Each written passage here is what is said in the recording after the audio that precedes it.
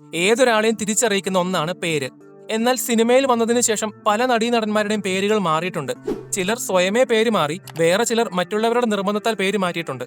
അതിന് പിന്നിൽ ചില രസകരമായ കാരണങ്ങളുമുണ്ട്.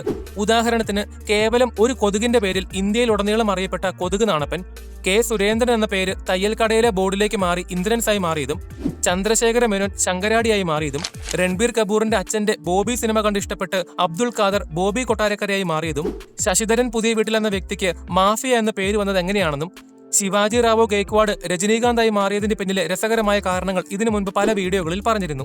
ഇത് അതിന്റെ ഒരു കോമ്പിലേഷൻ വീഡിയോയാണ്. ഈ വീഡിയോ നിങ്ങൾ മുൻപ് കണ്ടിട്ടുള്ളവരാണെങ്കിൽ ദയവായി സ്കിപ്പ് ചെയ്തു പോകാവുന്നതാണ്. കാണാത്തവരാണെങ്കിൽ വീഡിയോ പൂർണ്ണമായി കാണാനും ശ്രമിക്കുക.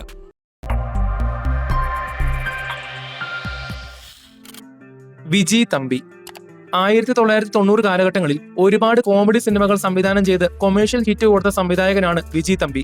ശരിക്കും വിജി തമ്പി എന്ന പേരിന് എന്താണ് ഇത്ര പ്രത്യേകത എന്ന് നിങ്ങൾ ഇപ്പോൾ ചിന്തിക്കുന്നുണ്ടായിരിക്കും. എന്നാൽ തന്റെ കരിയർ ആരംഭിക്കുന്ന സമയത്ത് സംഖ്യാശാസ്ത്രം അനുസരിച്ച് അദ്ദേഹം പേര് മാറ്റി. അദ്ദേഹത്തിന്റെ യഥാർത്ഥ പേര് വേണുഗോപാൽ എന്നാണ്. വേണുഗോപാൽ എന്ന പേര് രണ്ടായി തരംതിരിച്ച് വേണു എന്ന പേരിന്റെ ആദ്യത്തെ ഇംഗ്ലീഷ് അക്ഷരമായ ബിയും ഗോപാൽ എന്ന പേരിന്റെ ആദ്യത്തെ ഇംഗ്ലീഷ് അക്ഷരമായ ജിയും ചേർത്ത് വിജി എന്നാക്കി. വിജിയുടെ കൂടെ ജാതി സ്ഥാനപ്പേരായ തമ്പിയും ചേർത്ത് വിജി തമ്പി എന്നാക്കി. വിജി തമ്പിയുടെ ഗുരുവായ സാക്ഷാൽ ബാലചന്ദ്ര മേനോൻ ആയിരുന്നു അദ്ദേഹത്തിന് വിജി തമ്പി എന്ന പേരിട്ടത്. KPAC ലളിത. മൺമറഞ്ഞു പോയ അനശ്വര കലാകാരിയായ KPAC ലളിതയുടെ പേര് വന്നതിന് പിന്നിൽ ചെറിയൊരു കഥയുണ്ട്. KPAC ലളിതയുടെ യഥാർത്ഥ പേര് മഹേശ്വരി അമ്മ എന്നാണ്. 1969 KS സേതുമാധവന്റെ കൂട്ടുകുടുംബം എന്ന സിനിമയിലൂടെയാണ് KPAC ലളിത മലയാള സിനിമയിലേക്ക് വരുന്നത്. ആ സിനിമയുടെ തിരക്കഥാകൃത്ത് തോപ്പിൽ ബാസിയായിരുന്നു.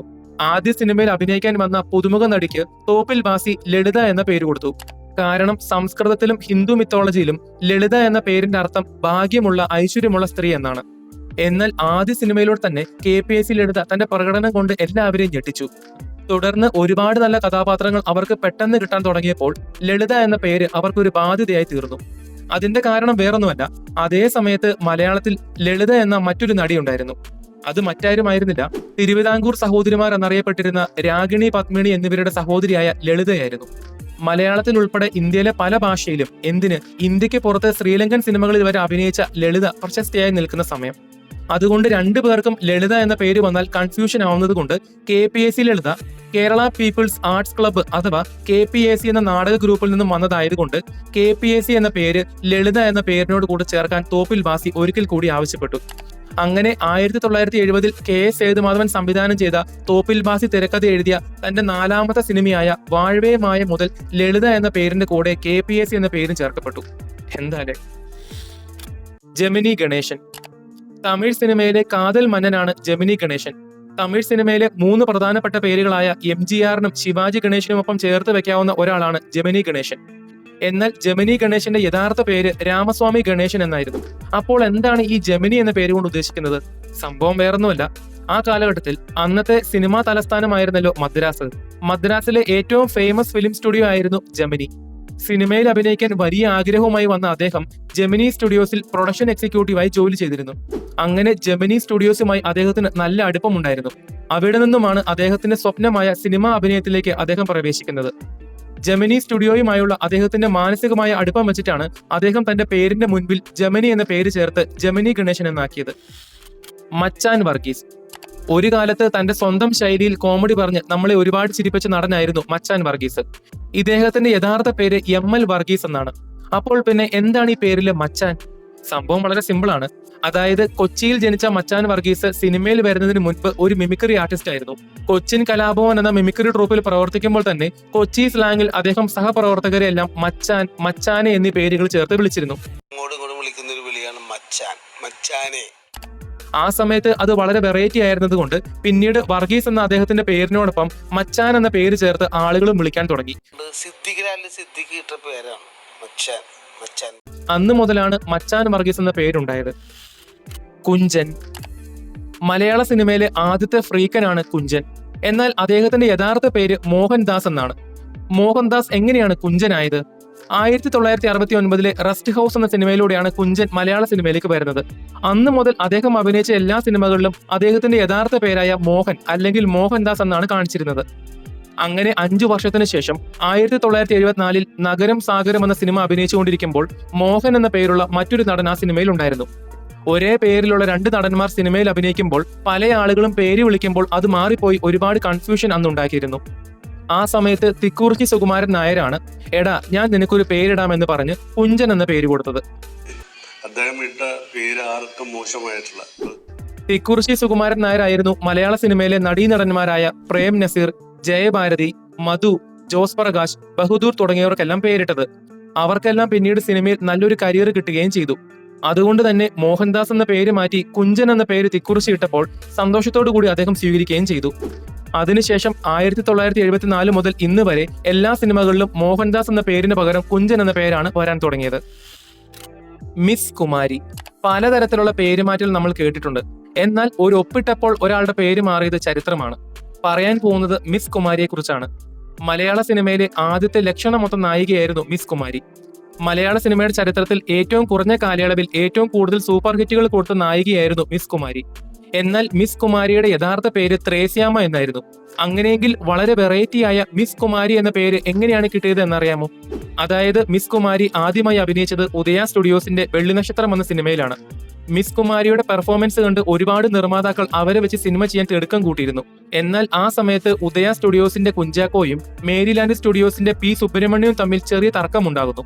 അങ്ങനെ ഉദയ സ്റ്റുഡിയോസിന്റെ സിനിമയിൽ അഭിനയിച്ചുകൊണ്ടിരിക്കുന്ന ത്രേസ്യാമ എന്ന മിസ് കുമാരി മേരിലാൻഡ് സ്റ്റുഡിയോസിന്റെ ആദ്യ സിനിമയായ ആത്മസഖിയിൽ അഭിനയിക്കുന്നതിന് വേണ്ടി എഗ്രിമെന്റിൽ ഒപ്പിടുന്നു. 7,000 രൂപ എന്ന വലിയ പ്രതിഫലമായിരുന്നു അവർ മിസ് കുമാരിക്ക് കൊടുത്തത്. കേരളം ആസ്ഥാനമാക്കിയുള്ള ഒരു സ്റ്റുഡിയോയുടെ എഗ്രിമെന്റിൽ ഒപ്പിടുന്ന ആദ്യ മലയാള നടിയായിരുന്നു മിസ് കുമാരി എന്ന ത്രേസ്യാമ. എന്നാൽ ആ എഗ്രിമെന്റിൽ ഒപ്പിടുന്ന ഭാഗത്തായി ഗുണഭോക്താവിന്റെ പേരിന്റെ സ്ഥാനത്ത് മിസ് കുമാരി ത്രേസ്യാമ എന്ന് എഴുതിയിരുന്നു. മിസ് കുമാരി എന്നത് ഒരു വ്യക്തിയുടെ പേരിന് കൊടുത്ത ബഹുമാന പദവിയായിരുന്നു. എന്നാൽ ആ ഒരു എഗ്രിമെന്റ് പേപ്പറിൽ മിസ് കുമാരി എന്നത് വേറൊരു നിറത്തിൽ ഹൈലൈറ്റ് ചെയ്താണ് എഴുതിയിരുന്നത്. മേരിലാൻഡ് എന്ന സ്റ്റുഡിയോയുടെ തുടക്കമായതുകൊണ്ടും ഏറ്റവും ഡിമാൻഡുള്ള ത്രേസ്യാമ എന്ന നടിക്ക് ഒരു പുതിയ തുടക്കം എന്ന രീതിയിൽ ത്രേസ്യാമ എന്ന പഴയ പേരിന് പകരം മിസ് കുമാരി എന്ന പേര് അവിടെ മുതലാണ് ആരംഭിച്ചത്. ഡൽഹി ഗണേഷ്. തമിഴ് സിനിമയിലെ വളരെ പ്രധാനപ്പെട്ട ഒരു നടനായിരുന്നു ഡൽഹി ഗണേഷ്. കൊച്ചി രാജാവ്, കാലാപാനി, മനോഹരൻ തുടങ്ങിയ ചില മലയാള സിനിമകളിൽ അദ്ദേഹം അഭിനയിച്ചിട്ടുണ്ട്. എന്നാൽ അദ്ദേഹത്തിന്റെ യഥാർത്ഥ പേര് ഗണേശൻ മഹാദേവൻ എന്നാണ്. അങ്ങനെയാണെങ്കിൽ എന്താണ് ഈ ഡൽഹി എന്ന പേര് കൊണ്ട് അർത്ഥമാക്കുന്നത്? സിനിമയിൽ വരുന്നതിന് മുൻപ്, കൃത്യമായി പറഞ്ഞാൽ 1964 മുതൽ 74 വരെ ഇന്ത്യൻ എയർഫോഴ്സിൽ അദ്ദേഹം സേവനം അനുഷ്ഠിച്ചിരുന്നു.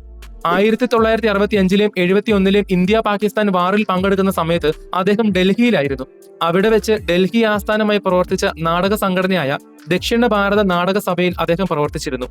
പിന്നീട് എയർഫോഴ്സിൽ നിന്നും സിനിമയിലേക്ക് വന്ന അദ്ദേഹം 1976 തന്റെ ആദ്യ സിനിമയായ കെ ബാലചന്ദ്രന്റെ പട്ടിണ പ്രവേശത്തിൽ അഭിനയിക്കുമ്പോൾ മുതൽ ഡൽഹി നാടക സംഘത്തിൽ അഭിനയിച്ചതിന്റെ പേരിൽ ഡൽഹി ഗണേഷ് എന്ന പേരിൽ അറിയപ്പെടാൻ ആരംഭിച്ചു. സ്നേഹ. ഒരു ക്രിക്കറ്റ് മാച്ച് കൊണ്ട് പേര് മാറി നടിയായ ഒരാളെ കുറിച്ചാണ് പറയാൻ പോകുന്നത്. മറ്റാരുമല്ല, സ്നേഹയാണ്. സ്നേഹയുടെ യഥാർത്ഥ പേര് സുഹാസിനി രാജാറാം നായിഡു എന്നാണ്. എന്നാൽ സുഹാസിനി രാജാറാം നായിഡു സ്നേഹ എന്ന പേരിലേക്ക് മാറിയതിന് പിന്നിൽ ഒരു ചെറിയ കഥയുണ്ട്.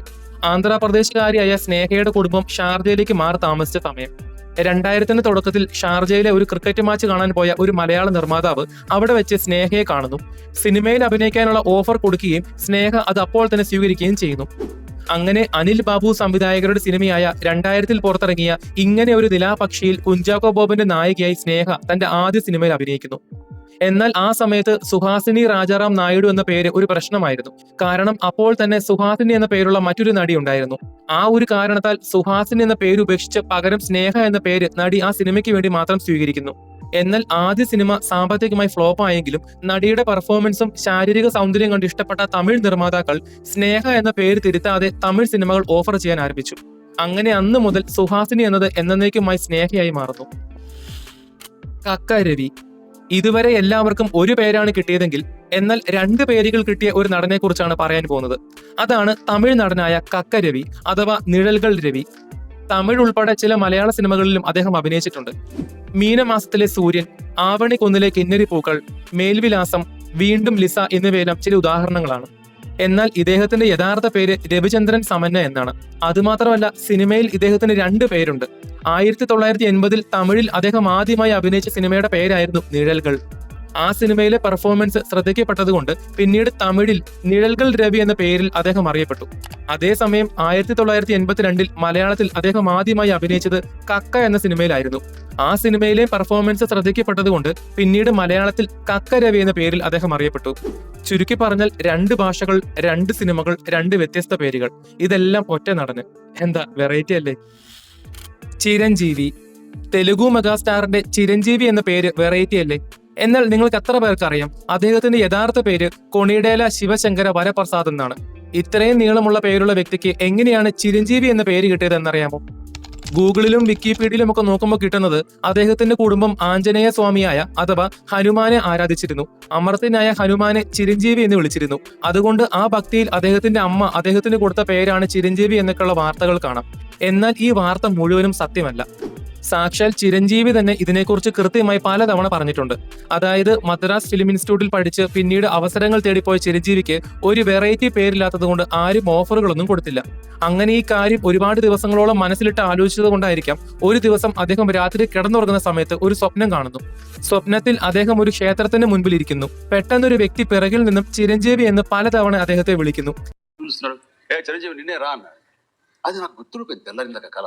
ഈ സ്വപ്നം കണ്ടതിന് ശേഷം അദ്ദേഹം ഒരു കൈനോട്ടക്കാരിയുടെ അടുത്ത് പോയി ഇതേക്കുറിച്ച് സംസാരിച്ചപ്പോൾ ആ പേര് നല്ലതാണെന്നും പറയുന്നു.